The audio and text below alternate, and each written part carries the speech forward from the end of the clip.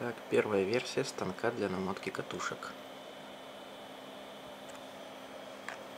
Что мы можем? Заходим в меню, выбираем Calibration и можем крутить моторами туда-сюда.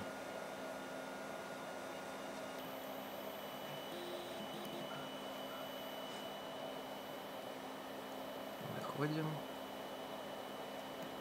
Здесь. Ой.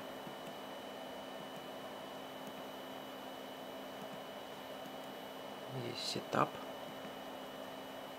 Диаметр провода. Количество витков. Во сколько нужно уложиться. Можем поменять диаметр провода. 0,35, например. Сохранено в EEPROM. И запускаем процесс.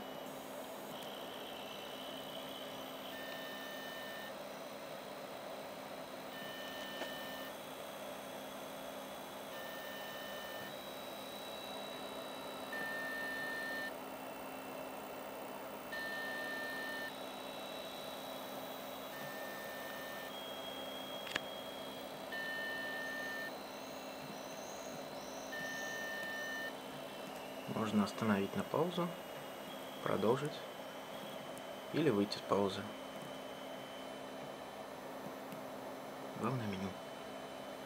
Как-то так.